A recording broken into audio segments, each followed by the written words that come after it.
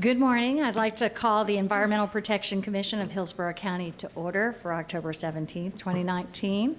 If everyone would rise for the Pledge of Allegiance and the invocation given by Commissioner Miller. I pledge allegiance to the flag of the United States of America and to the republic for which it stands, one nation, under God, indivisible, with liberty and justice for all. Our gracious and Heavenly Father, we're so thankful that you touch us with your loving hands to awaken us to see another one of your beautiful days. We ask you to be with us each and every day, especially today as we work to make this county a better place environmentally for all of our friends and family to make sure that we keep it as it is for our generations to come. Father, we ask that you put your loving arms around the family of Congressman Elijah Cummings, who passed away this morning. Let them know that you put no more than they can bear. We know that they have broken hearts. We ask that you heal their hearts and mend their hearts. We ask you protect the first responders, whether on this soil or foreign soil, in military uniforms or first responder uniforms. Let them know that you're taking care of them, and we ask that you take them back to their homes safe and sound after their duties. And when we leave this place today, we ask you to take us back to our homes and find everything within order. These are all blessed. We ask you in your righteous and holy name. Amen. Amen. Thank you, Commissioner Miller. Before we move forward, I'd like to read a memorandum into the record from Commissioner White. I will be unable to attend today's EPC meeting as I'm out of town attending a conference. Please read the reason for my absence into the record. And do we have Ms. Dougherty? There are no changes to the agenda, Commissioner. Okay, thank you. And I see that we have a recognition this morning. Before we move on, we have one recognition today. Commissioners, it's with great appreciation that we're going to honor the retirement of Beverly Waldron. There you are. I was like, okay. Our County Human Resources Director. Thank you so much, Commissioner. At this time, I'd like to invite Beverly and her staff to come up. We have Ivy Martin, Bindi Shukla, hopefully I got that right, Maria Liddy, Linda Thompson, Antoinette Ferrigno, and Sharon Allen. So if y'all would come on up here with Beverly. Hey, girl. How you doing? Keep smiling. Just keep swimming. Just keep smiling. Commissioners, I'd like to take this opportunity to recognize Beverly Waldron personally and thank her for her service as she prepares to retire at the end of this month. Beverly came to Hillsborough County in January 2016 after serving 31 years with Pinellas County government. She transitioned from the managing director to director of human resources in December of 2016. Beverly has almost 40 years of experience encompassing all areas of human resource. And in December of 2018, she was recognized as the recipient of the Tampa Bay Business Journal People First Award for Excellence in HR. She's done a lot for us at EPC. They've always handled our benefits, our workman's comp, our new hire orientation, and now they have been seamlessly transitioning us from the civil service to the county. And we just can't thank her and her staff enough. We have some gifts for her before we read her certificate of appreciation. She's, I think, retiring on Halloween. Yes.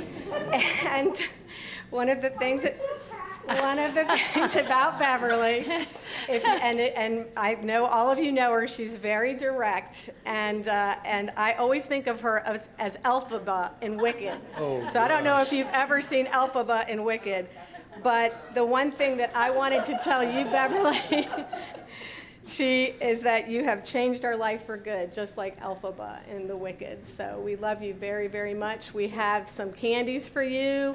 We have Godiva for you. We have a broom for you. There's your broom. So you can fly off to Sevierville, Tennessee. George and I have 25 acres up there. Maybe we'll come visit you sometime. It gets cold up there, but I know you're looking forward to your retirement. And with that, let me read your certificate. Well, let's give you your flowers, because we've got to always have Godiva and flowers. Want to thank senior management for helping with these contributions so that we could honor you. It has really, truly been wonderful. And so your certificate, and I'm going to read it in larger print here. I have glasses too. With sincerest appreciation for the outstanding support you have provided to EPC and the employees of Hillsborough County. Your service in human resources over the years has been invaluable to our agency. We cannot thank you enough for your lifetime of dedication and how much this has made a difference in the lives of so many. We will miss you, and we wish you the best in retirement. And we're also sending you our EPC bird so that you can hang that in your Sevierville, Tennessee home to remember us by. And congratulations, Ivy, as well. So with that, the floor is yours, ma'am. This is one of those bittersweet things. I really am looking forward to the next phase of life, but as Janet mentioned, I spent 31 years in Pinellas, but I've been a resident of Hillsborough for almost 30 years of those. It's been nice to finish my career in my home county. It really does make a difference when you're working for where you live. I've really enjoyed it. The people behind me and the ones that are still in the office are the ones who make it happen. Oh, they're all. You remember, Commissioner Kemp, the day we took the mass picture. I have a great team, and they're dedicated to this place. My job has been mostly trying to clear the path so that they can do their work. And I appreciate the support that I've gotten from agency directors, from Mike Merrill, from Bonnie Weiss. I have to give Bonnie lots of credit for all that she's let us do. My only regret is that I've been here such a short time. They're really great people here, and it's amazing to me how dedicated the employees are. So it has been my pleasure, and I've truly enjoyed it. But I'm also looking forward to phase 3. And they keep yelling at me because the smile, I can't help. It's just... So thank you, and thank you, Janet. Y'all have been great. You really care about your employees, and you have a team that works to take care of them. So thank you, and thank you for my hat.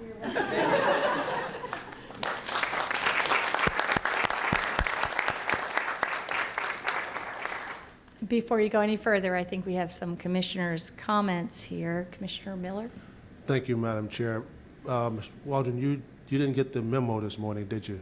No. There's an executive order approved by this board that I signed saying there will be no retirements until December 1st, 2020 after I leave. So you can go back to your office. You're not retiring yet. No, but you have to talk to FRS because there's all this drop money sitting I got some connections to FRS. Don't worry about that. But we want to thank you for all your service that you've given us. It hasn't been that long since like you said, but you came here and turned this county upside down and did everything right for it. So we want to thank you so very, very much. So thank you for your service. Hope you have a great time in Tennessee. It gets cold there in those Smoky Mountains. I know you're going to have a good time though. To the new director. Everybody in my family except me went to Florida A&M, okay? So when I told them that you were on board, they went, psst, okay? So we look forward to working with you. Thank you. And I'd just like to say thank you. You can really feel the love of your staff and just feel the great sense in the room right now.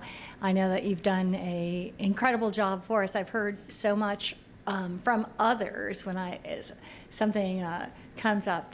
Beverly dealt with this. She had this idea about how to do this. So there's been a creative and really, I think, a deep appreciation from your office for the work that the county employees do and wanting to do everything you can to help make those jobs great jobs and a great place to work. So thank you for your service to the county. Sevierville, is that kind of like, I just wonder if that's like Cockroach Bay, where you name it something so no one will go there, but it's really an incredible place? It's actually named after a politician. That's really a bad name for a politician, too. It's Sevier County. It's just north of Gatlinburg and Pigeon Forge. Okay. So right next to the Smoky Mountains. Pigeon Forge. Gatlinburg or what? Pigeon Forge.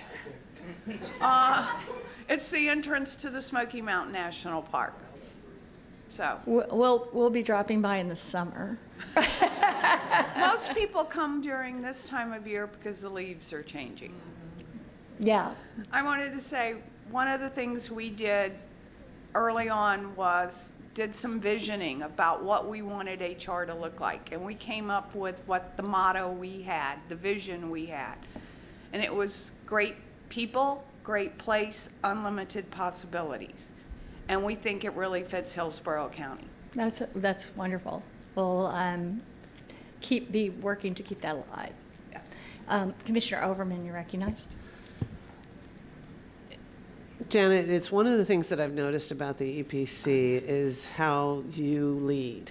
You lead from a place of dedication and love for all the people that you work with. And it's very clear, Beverly, that is your style as well. The team that you have obviously loves you. We obviously love you. And you've loved Hillsborough County and its citizens so well by the dedication of the work that you've done. You do have big shoes to fill. Nothing to say about the size of feet, but has more to do with the model and the method of which you lead, and you've done a marvelous job. And mimicking what she's done so far will always lead to success, because it's clear when you love the people that work with you, you can be successful. So thank you for all that you've done for Hillsborough County and the way you've led. It's very obvious from all the people that not only care about you, but the great work that's been done in HR. So thank you. Thank you. And seeing no further comments, we'll take a picture with that hat. Do I have?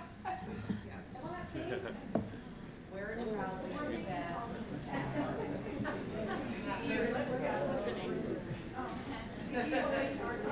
It's sort of like a stab. I know. Wow. Wow. Yeah, there you go. Beverly, in front. Wait for you to get past it. Oh, wow. I think I can get everybody out. He's going to have that down. Wow. Thank you. Is that as down as far as it goes? Once you step on it,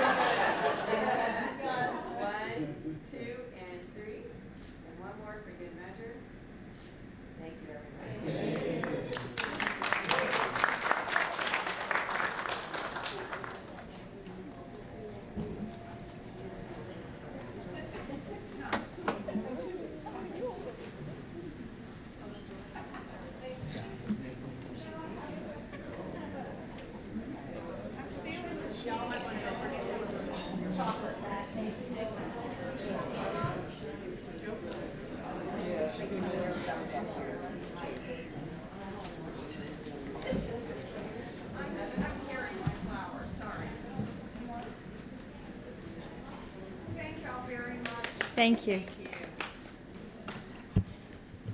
All right, looks like the meeting's adjourned now. No. We're now having public comment. Is there anyone wishing to address the board? Anyone wishing to address the board? Seeing none, we'll move to the consent agenda. Do we have a motion to?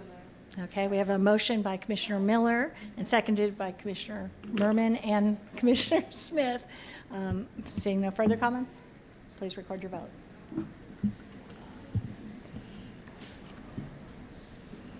Motion carried 6-0. Okay, and now we'll move to the regular agenda.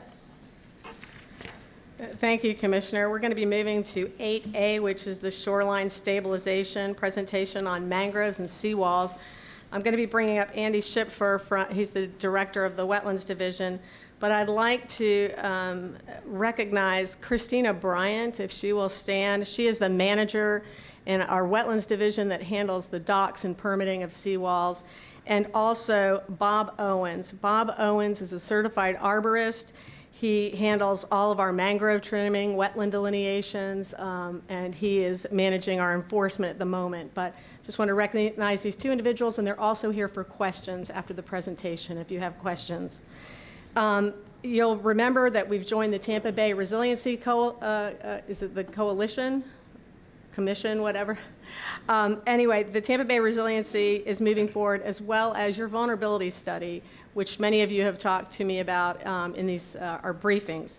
And with that, we're going to give this presentation so we can give you some information when making important decisions on sea level rise and climate adaptation.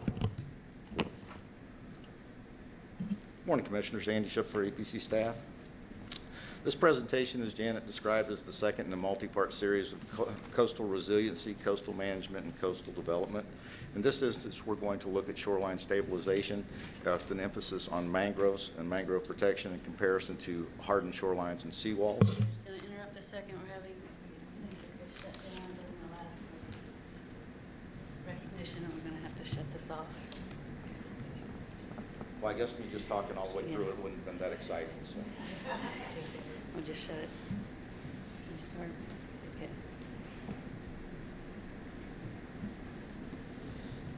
There's the comms.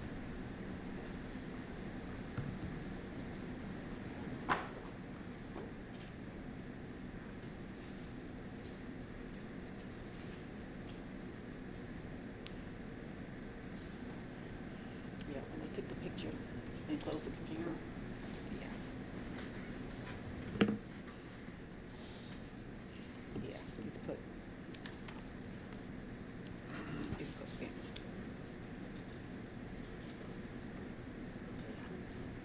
Do you want to move on? If there's an item that doesn't require it. Well, do you want to move on to the second item, and then we can come back to the presentation?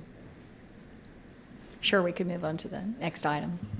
So Rick Marotti will be handling 8B. Good morning, Commissioners. This is the time of year where we do the annual evaluation of our executive director. Recall that in Ms. Doherty's employment agreement, there's a clause that requires the commission to do an evaluation every October or as soon as they're possible after. And I'll remind you, last month, Rick Shantz gave a briefing on the process of the evaluation. It really begins with the EPC presenting our strategic plan in January, and then we give you quarterly updates of goals we've accomplished. Then Ms. Doherty provides the annual report in September, which you heard last month, and we also provided you a self-evaluation packet about 2 weeks ago. And that gave you the opportunity to do scoring on scoring sheets, and we really appreciate you turning them around so quickly. So at this point, we combined all those scores on one chart, put it in the back of the agenda, and in fact, the last page of the agenda has that scoring chart. So at this point, we just ask that you accept the report and then open up the floor for any comments and any guidance and evaluation for Ms. Doherty. Commissioner Miller, you're recognized. Thank you, Mr. Marotti. When does her contract end?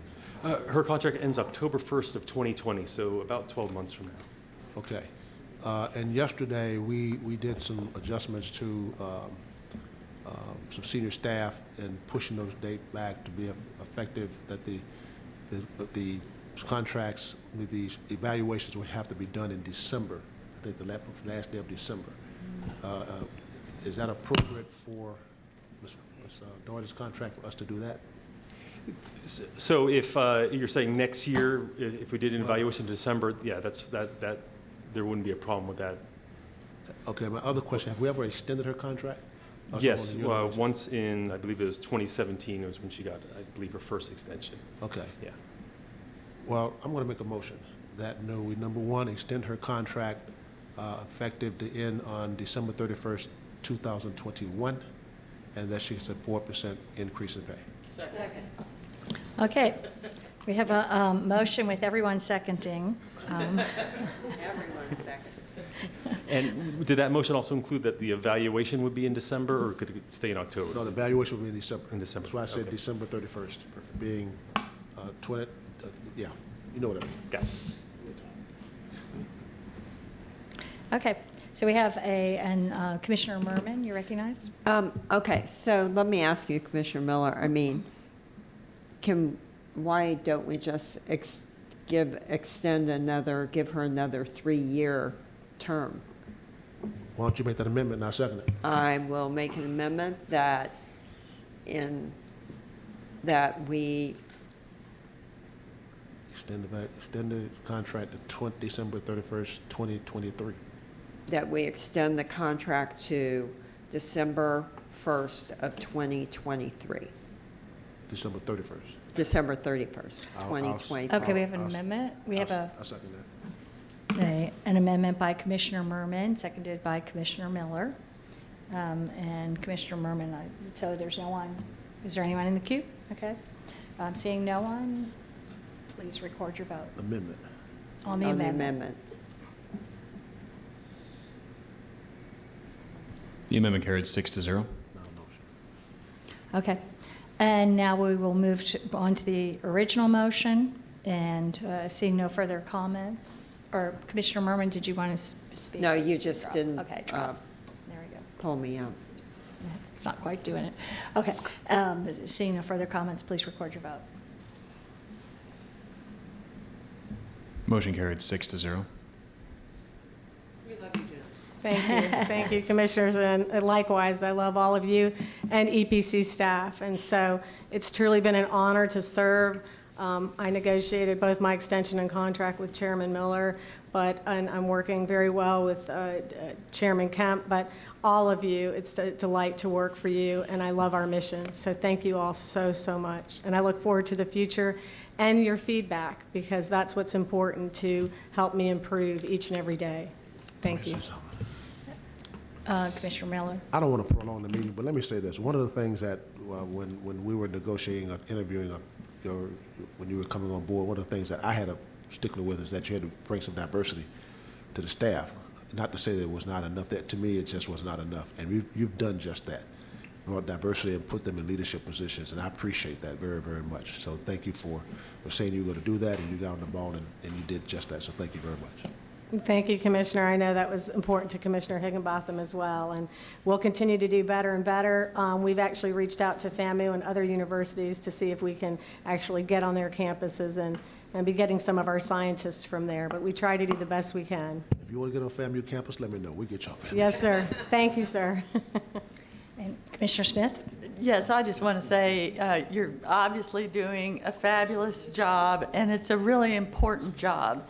And you have to wear a lot of hats in regulation, as well as just being this very warm staff manager that we see all the time as well. So I think you have you bring a very broad skill set to this job to be able to handle all the sides of it, plus a long time experience in wetlands and swift mud and all kinds of environmental issues in this county that I know from your work before I even got here. So we're very lucky to have you, and I'm glad to see this contract being extended today.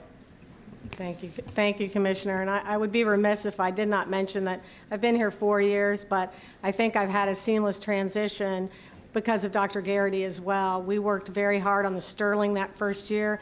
Dr. Garrity still keeps coming to events and is part of the agency. And I think as we just witnessed with Human Resources, with Ivy coming after Beverly, I think that that leads to synergy and just seamless transition. So I do want to thank Dr. Garrity as well. I call him for advice and feedback as well. I also wanted to just thank you for your incredible leadership and the strength of the organization. I feel like our Environmental Protection Commission, I'm so proud that we have it. And I feel like it's almost never been stronger. The impact is so tremendous on our protection in this county. I'm so proud of our numbers in so many ways, and I think having our own Environmental Protection Commission, independent and so effective, is such an important part of it, and your leadership has been so strong and so good. Thank you, Commissioner. Appreciate it. Thank you all. So I guess we'll move on. I don't see anybody else in the queue. Move on to the next item if we have it. Do we have it queued up there? Tell me we do.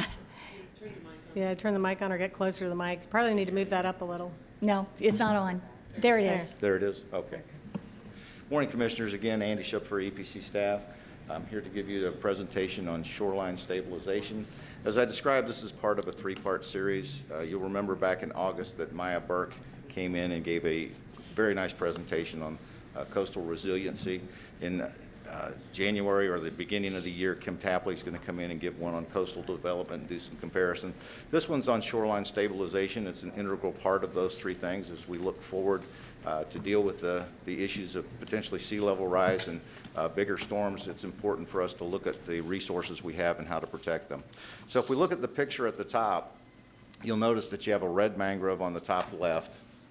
Yeah, it's up there. And in that spot, it's a great place for spawning. It's a great place for small creatures. It's where the rookeries and juveniles are at. On the right, that's a picture on the Alafai River. I happen to live on the Alafai River, so these are pretty close to me. I took a picture of them. What I wanted to show is if you look at the seawall in the middle, you can tell that the bottom's already starting to bulge. That seawall is less than 10 years old. The one to the further end of the screen next to it, they had to put riprap on the toe of the slope to keep it from coming out. The same thing was happening to that.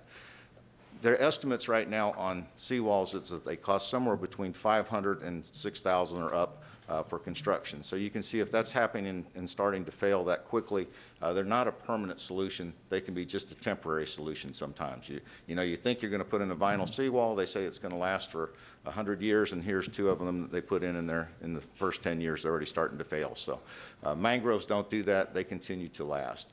Also, I did want to point out that the paper that Janet provided you, the technical paper, the genesis from that was Commissioner White was the chair, put forth a motion 2 years ago when there was some concern that the legislature was going to allow mangroves to be destructed behind homes pretty much without protection at all. And he asked for a paper to show whether or not mangroves were better or suited equally to seawalls. So that technical paper was put forth and is the genesis of much of what's in this report today as well. The EPC has the one-stop permitting program. That's a very nice program for the residents of Hillsborough County. When you come into EPC, you're able to get 4 permits in one. We vet for the Corps, DEP, and the Port of Tampa, and also EPC at once. So when a permit is issued by us for certain activities, you get a 4-in-1 permit. We think that's a great advantage to the customers in Hillsborough County as well. And the types of projects that we do permit: seawalls, living shorelines, riprap stabilization, docks, boat lifts, and other similar like that. The picture that you see is on Tampa Bay. That's a nice example of if you're going to do a man-engineered seawall, you've got a seawall in the back, a very nice large boulder riprap slopes. The large boulders are good because they are unconsolidated, and when I say unconsolidated, I mean there's space in between them, and that's a place where fiddler crabs and other things can habitat. And then also it's a place where mangroves can actually seed in, and red mangroves tend to fill up in these areas. And you can also see that you have a very nice gradual slope bottom on the bottom. So that would be a good example of putting, if you're going to put in a gray control, that would be a good example of one. When seawalls are allowed, they're not always allowed, but when they're allowed, They're typically in man-made canals or in areas that of an existing seawall, and they should be generally between two existing seawalls as well. The requirement is that they be within 18 inches. If they're failing, like the ones that I showed you a picture of, if they happen to fail, they would need to be within 18 inches of that. We prefer living shorelines or a combination. The riprap seawall we showed you before, but even better would be if you went ahead and installed some of the mangroves that you see in this picture in the corner. They'll continue to spread. An example of why we're concerned with a seawall or a bulkhead all by itself, this was from the National Research Council in 2007. A is showing a typical, cartoon version of a house where you're having a receding shoreline where the waves are coming in. The homeowner builds a bulkhead or a seawall out in front and puts some fill in behind it. And then almost immediately, the wave action starts to dissipate the underlying sea bottom. The sediments start to erode. They're pulled away both by the wave action and by the currents. And in a short amount of time, the intertidal is completely underwater. You no longer have that space for birds to run along the shoreline. You don't have that space for the type of natural vegetation that would be there. So those are some of the reasons we prefer the other types of construction opportunities. These are examples of the ones that we're talking about. To the far right was simply the bulkhead or seawall, and then you have riprap alone. A breakwater, they'll put that out in areas where you have a lot of wave action. Those can be helpful to slow the wave action down to reduce erosion on the shoreline. And then obviously as we move to the far left, vegetation alone is, in the right circumstances, that's the best shoreline, but it's not always suited for every condition. So these are many of the options that you have that we look at. The living seawall that you see before us is a retrofit. This is a new idea where instead of having just a straight up and down seawall bulkhead, you start adding some contours to it, and that gives at least the creatures a little bit more place to hide and that sort of thing. We don't really have as many of these steep walls, but we do have some places that these might be appropriate, and I know that these folks have approached the Port of Tampa to maybe look at putting it in some of theirs. You have an example in Sarasota on the right. While they strongly claim that this is better than riprap, I'm not sure that the data fully supports it yet at this time, but it certainly is an interesting approach. But if you're just doing a retrofit on a flat seawall, there certainly is some advantages here. These are examples of living shorelines projects in Hillsborough County. 5 of these are along the Hillsborough River. The one that you see in the pictures in front of Eulalie Springs. So instead of just having the bulkhead that you can see up in the distance at the far end of it, they came back and put a little riprap in and then started putting the mangroves right in front of that. 5 of these are along the Hillsborough River. You can see this from the City of Tampa's Riverwalk when you go by. These are just some examples. You also have oyster balls at McDill. There are some down in Apollo Beach, and there's some up in McKay Bay as well. So a number of projects are going on. The Florida Fish and Wildlife is trying to get contractors to understand this a little better, because natural resources like that, if you can get them out there, they provide, again, better habitat for both the fish level and the birds.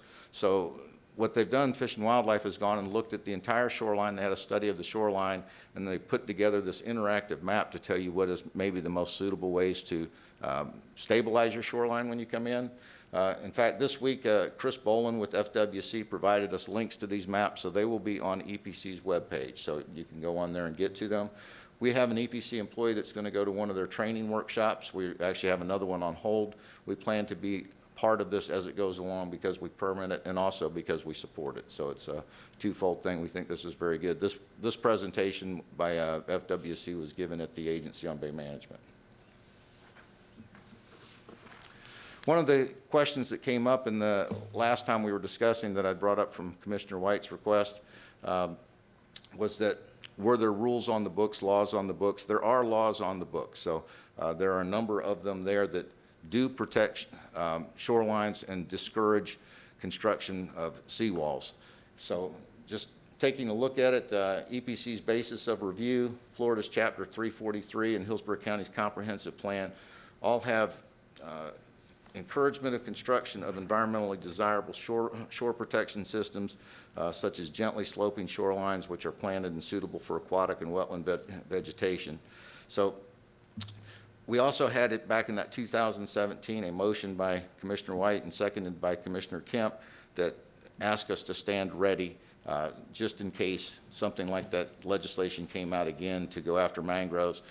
We did have some legislation passed through this year that was effective July 1st, 2009, the tree trimming ordinance, but this board talked to us about it and we got involved as well, and it specifically excludes mangroves, so it did not have any negative effect on those shoreline types of vegetation that we're concerned about most in this presentation. Bottom line is the rules are in place. We simply need to just continue to be enforce them and be vigilant when opportunities come in and variances might come in and ask to go against them. When we look at the pictures above, we should protect mangroves because they protect us. Ecologically, mangroves provide excellent rookeries for fish, birds, purify water, sequester carbon, trap pollutants, accrete or gather sediments, minimize erosion, and are aesthetically pleasing. They're adaptable. Man-made structures can't be adaptable like this. They tolerate high salt levels. They can operate in anaerobic conditions. Because of their complex root system, they can thrive in soft mud. Because of their interwoven relationship in the mangrove zonation, they can move up and down coastal water. So as sea level rises, they have it's not one type of species that's just there. You have 3 different types. And when we look at the pictures above, the white mangroves stay at the very top of the hill. So they're the smallest seeds, so when they get into the water, they're pushed up on the highest portion and they root there. And then the black mangroves work in the intertidal zone, and you would recognize them looking in the middle picture on your right. They have the pneumatophores that stick up. The pneumatophores are there to pick up oxygen for the roots. That's how they get into the anaerobic mud areas and grow where other things might not. And then the typical red, they like to keep their feet wet the whole time, and you can see their prop roots reach out. And that's kind of the typical mangrove forest that you see when you know, if you're watching any film and you see the naturalists, these are the ones they always show you. And that's where the juvenile fish are at. But the combination, the 3 of them interwove between one another. So usually when you have a mangrove forest, you'll have all 3. So as the sea level rise occurs, and we're going to look at a report that talks about that a little bit, the reds simply move in and fill in where the blacks used to be, the blacks move where the whites used to be, and the whites move up the coast. So the whole interwoven group stays together. So they do have adaptability, which a lot of other plants won't have, and they can actually do it fairly quickly, which again is something a lot of other plants aren't capable of. I think I forgot to mention they provide 76% up to 76% storm surge protection, and they can reduce wave heights by 90%. So this video that I'm about to show, if I can get to it, let's hope this all works out. I think it will. It's of a wave tank that was created to show exactly what we're talking about. You can see the waves generated on the left are coming towards the mangrove fringe, and they're fairly significant. If you envision that to be about 100 yards of mangroves, you can see that by the time you get to shoreline, you have almost no waves whatsoever. So bottom line there on that is, see if I can back here.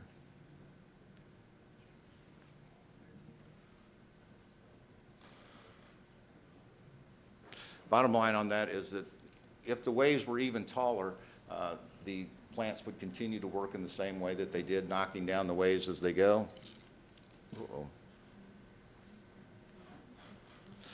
And if the waves went all the way over the top of them, they would actually grab the base of the wave and start to bring it down. So they have a great deal of attenuation for storm surge, and again, 90% wave height reduction, which obviously that's very important. And seawalls wouldn't do that. The waves would just come up and go over the top of them once they cleared them and keep going. So a very strong benefit in that regard. This is the report that I was talking about in Kennedy Space Center. They did it in 2017. Their primary focus was sea level rise. They weren't really looking at this from an ecological standpoint. But what they found is that they have a lot of saltwater marshes, and they wanted to figure out what would happen if sea level rise occurred. What they determined is it's likely that the mangroves will move into those areas as the water comes in. What they did find from an economic side is that good news for them is they actually work better than the salt marshes if you just have salt marshes themselves. You might have mangroves at the end of salt marshes and have that better combination, but they were able to find out that if the salt marshes are replaced by mangroves, that it would provide 5 million additional coastal protection compared to man-made barriers or the salt marshes themselves. They actually deduced that it would have the 90% wave height reduction that I talked about just a few minutes ago, that 800% more coastal protection than a salt marsh as far as the, again, storm surge and sea level rise, and 470% more than a salt marsh for erosion. So those were some interesting statistics, but nationwide, coastal wetlands provide more than $23 billion a year in economic benefit. So there's a lot of financial incentive to keep good wetland systems in place because they save us money. They're unlike man-made structures. We don't have to do them. They fix themselves and heal. Commissioners, this is good news for us as we look at the picture of where we are here at home. We still have about 7,300 acres of mangrove swamps in Hillsborough County. Now, the light green that you see there are our mangrove areas. There would be some on the Pinellas side as well. It's just that our focus stayed within Hillsborough County alone. So the light green there, if we were just picking all mangroves, they would be on both sides. But we targeted in on ours. The mangroves are gathered along the, as you can see, the north part of Old Tampa Bay near Dana Shores and Town and Country. At the southern end of Tampa's Peninsula, they're right there at MacDill Air Force Base. Then they're scattered along US 41 on their way south, where our largest amount is next to our estuary, Cockroach Bay Estuary, and the Florida Outstanding Water of the Little Manatee River. And clearly that's an area that is, you know, our last stronghold and vestige of completely natural area and someplace that we definitely want to protect. And based on looking at those films and how close that is to the opening towards the Gulf of Mexico, the waves will be coming in there the strongest. That's a spot where we certainly want to take advantage of what was found in other areas and protect those to keep the waves from hitting our coast in that area. We have done well for the past 30 years. In fact, our mangroves have slightly increased over the past 30 years, but since the last 50 years, since 1950, we've had a 50% overall reduction. So it's important for us to continue to stay vigilant. When you look at that particular picture again on the left, where you don't have light green areas, if you went back to 1950, most of them would have the same thing. So it is, you can see in those almost immediately that that is where we have our highest amount of development and where you would know that we have vertical seawalls and that sort of thing. So not that that's not anticipated, but it is something to be aware of, so we want to continue to protect those moving forward. This slide, we just bring up hurricanes. We want to talk about them a little bit because since 2000, in Florida alone, we've had 200 deaths and $123 billion in damages. This was a picture of Michael in 2018. It was a Category 5 storm hitting Florida. Since the year 2000, I'm just kind of staying there, we've had landfalls from major hurricanes Katrina, Charlie, Ivan, Francis, Jean, Dennis, Wilma, Irma, and a near miss this year by Dorian. And there hasn't been a year where we haven't had at least a tropical storm hit us. So it's realistic to expect that they're going to keep coming. It's been almost 100 years, 98 years since the last direct hit on Tampa Bay directly coming in. That one was the Tampa Bay hurricane of 1921. So if you think of these things as 100-year storms, we're 2 years away from getting there. So we do want to continue to be vigilant and concerned about these things. This is kind of a representation of why you want to be concerned. Please notice the little red roof on the very bottom right corner of the screen. This is Dolphin Island in Alabama before Katrina. This is a barrier island. This is after Katrina. So you can see that there is a substantial change. One of the concerns whenever you develop barrier islands is by natural design, they will end up having dunes where you would have sea oats and other vegetation that's there to hold it up. So not only did you have this tremendous loss in property that we put forth out there, but you also have almost a complete obliteration of the natural shape of it. You have a great deal of erosion, and you don't have the plants there. So even the barrier island itself won't be as effective after the storm due to the development in that area. So it's important that we continue to look where we're developing. Certainly barrier islands people want to live out there, but maybe as they get this narrow, we would maybe think of those as better areas not to put so much just a park or whatnot, more passive. These are some examples of what happens when you continue to use nature's barriers instead of just man's barriers. This happened from Irma when it passed through. Our friends at the National Nature Conservancy provided these pictures almost immediately after the storm. This is Scott Key on the Florida Keys. You can see on the right, it's not real clear in the picture, but on the right there's no damage to the road. In front of it you have a bit of a shoal as well as mangroves.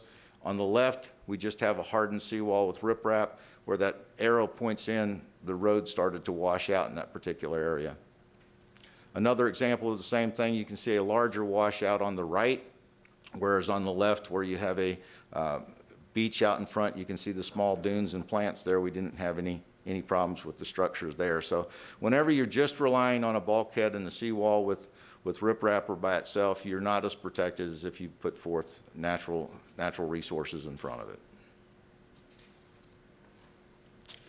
And this gets me all the way to our findings. Pretty much, mangroves play a significant role in storm protection and risk reduction, so very important that we continue to keep them. The greatest defense is their natural ability to adapt and change and dissipate energy. So the adaptability of these plants, their ability to move up and down the shore, works. The only time it doesn't work well is if we put too large of constructed impediments in their way. It's going to be a little hard for them to go over seawalls. But as the seawalls fell, they actually do reach right over the top of them and start growing behind them. So it's kind of interesting. They'll replace them over time, but it does slow them down. The response and adaptation makes natural features highly sustainable as a long-term risk management option and approach. Man-made solutions can provide the time needed for natural systems to fully develop, kind of like what I was describing. Natural defenses in front of engineered structures can greatly reduce day-to-day exposure. That was the one that we showed in those last slides. And the bottom line, I guess, is nature knows best. So Mother Nature knows best. Our next presentation, this ends my presentation today. The next one will be Ken Tapley, will come at the beginning of the year. Her presentation will be on impacts of coastal development strategies for long-term coastline changes, and it compares Tampa Bay to Jingshan Harbor. I understand that sounds funny with my accent, but I think that's how you pronounce it, but it's in China. But it's going to look at where a lot of development was a development strategy into the water versus where we've been holding our own, and it'll be an interesting presentation she'll give then. And with that, I've got the presentation complete. Thank you. Looking forward to it. Commissioner Overman, you're recognized. Thank you for your report, and I did truly enjoy Meyer Burke's presentation as well. Towards the end of that presentation, and then taking into consideration what you just showed us and the map of where the mangroves were, I had asked her, have our transportation departments adjusted their specs to address not only sea level rise, but in this case, the importance of having mangrove or riprap mangrove combinations on any of our bridge structures and coastlines where roads meet water. Because it's obvious we can not only protect those roadways from your illustration by making sure that we have the appropriate mangrove and riprap protections, but I don't know if that's written into our code. If it's written into the specs associated with transportation. Has there been any recommendation or negotiation with county and state of Florida transportation departments to suggest that kind of protection to protect our transportation infrastructure? I think if Andy could go back to the statutes, obviously the Planning Commission has those recommendations and they are in statute.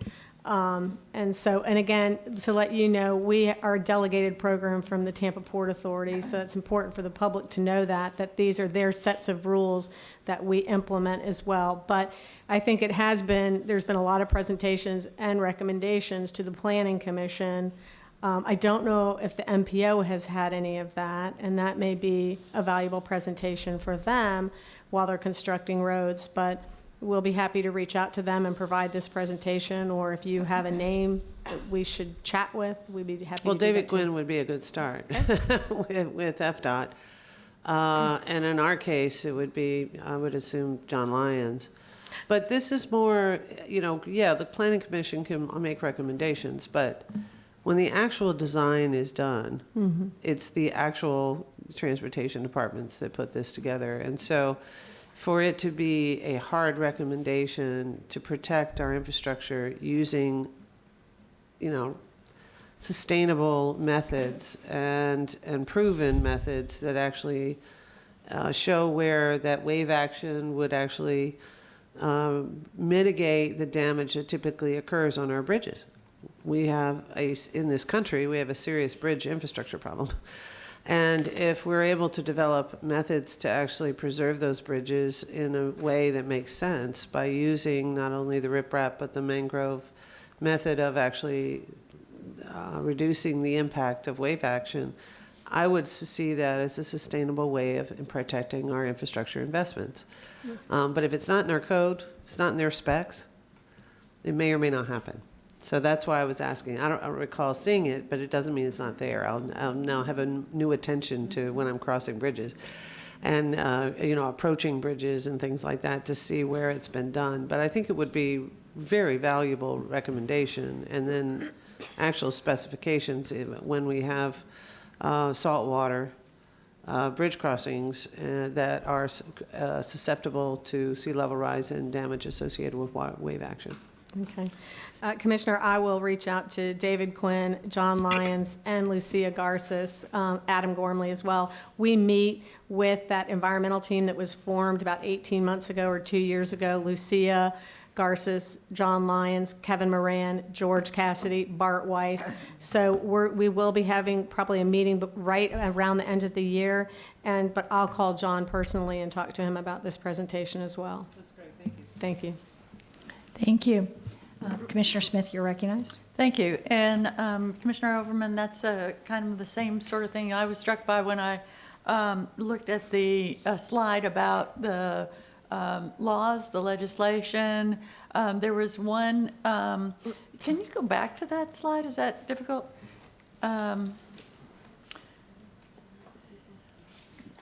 Because I would notice the comprehensive plan rule.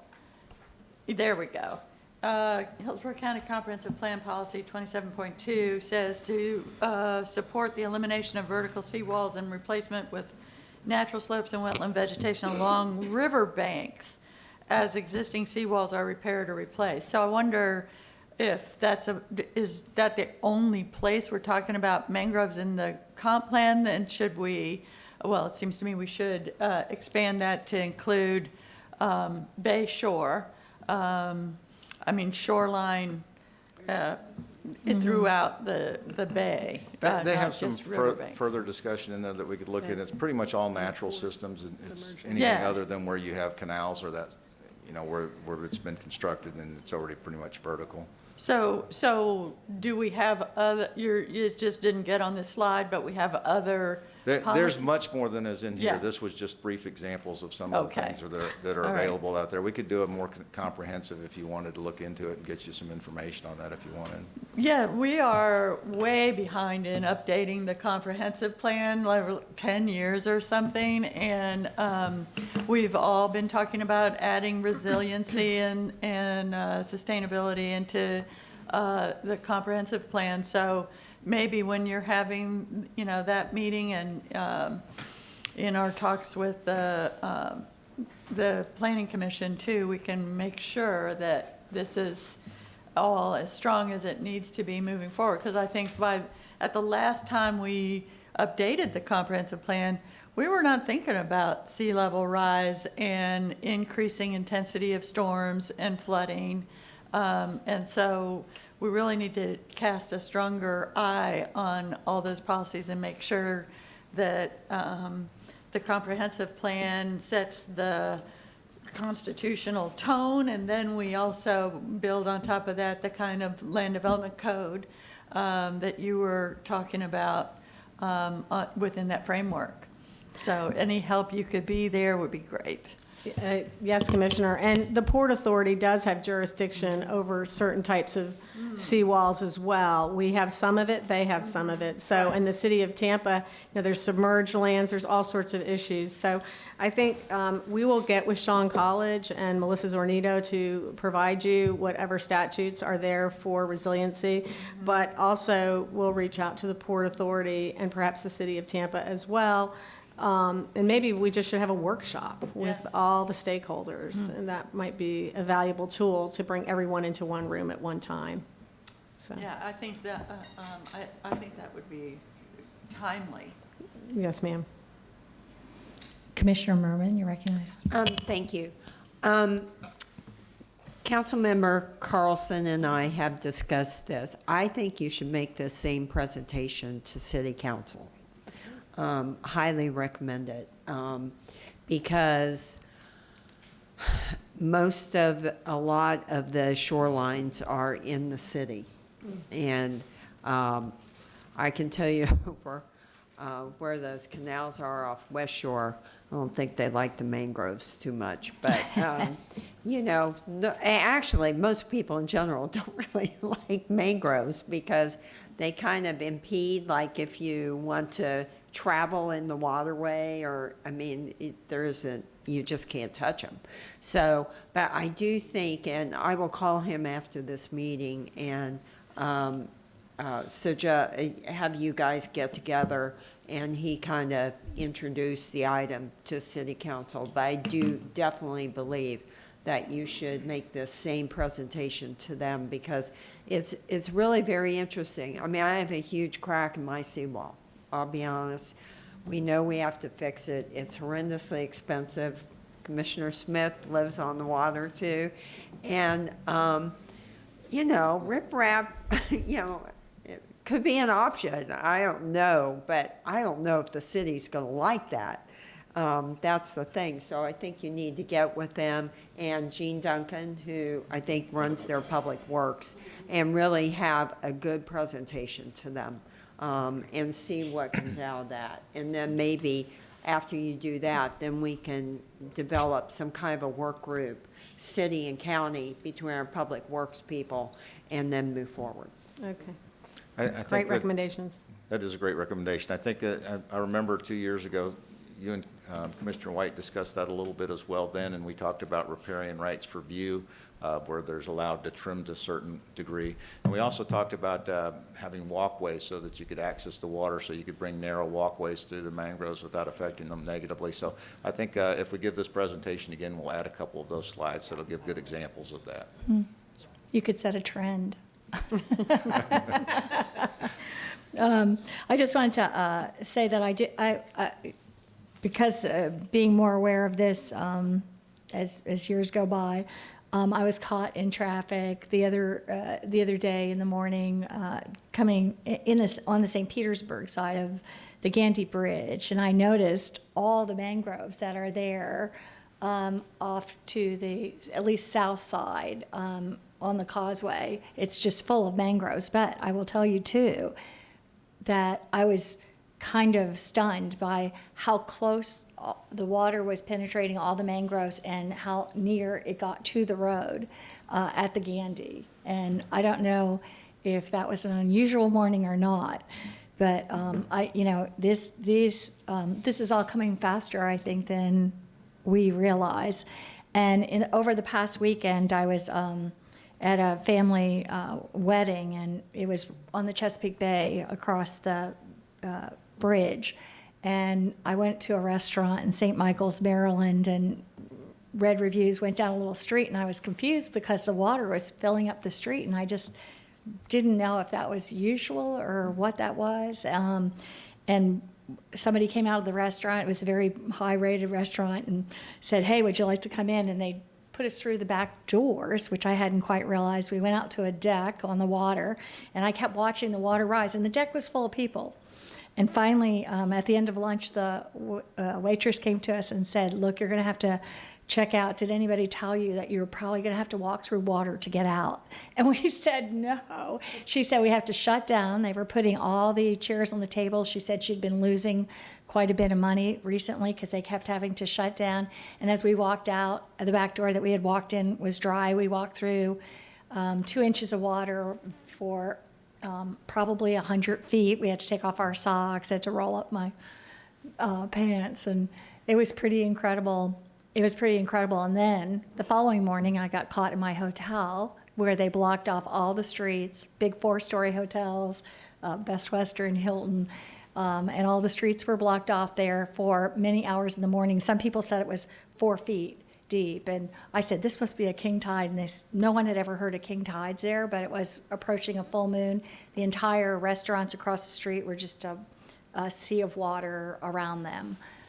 It was pretty incredible. I don't know how deep it was, but I had never personally experienced such impacts, and they had cut off all traffic. No one could get out. It was pretty amazing.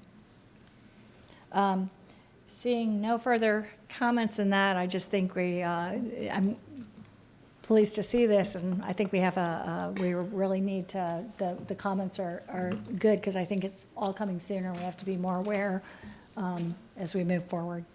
Thank you, Commissioners. Commissioner Miller, did you ever get out on the boat? 2 years ago, you were thinking about doing that. 2 years ago, you went to go along the Hillsborough River and see some of these. Did we ever get you out on our boat? We were kind of teasing at the time. Yeah. Thanks. Thank you. Thank you, Andy. And just as a side note, I'd like to say that I think it's important. I really appreciate that this commission interfaces with our delegation. We've had tree preemption bills almost every year. I'd like to say when this white paper came out that the person that actually squashed that tree bill was Senator Lee.